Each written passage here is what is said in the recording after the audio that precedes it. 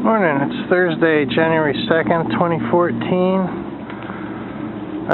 We're going to the market this morning. I was just, before this, working on programming and on financial issues.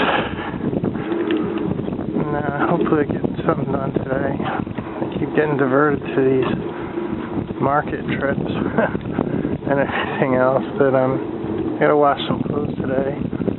We're supposed to get a lot of snow, a big snowstorm warning. We'll see. Okay, we're leaving the market. My mom got her market items.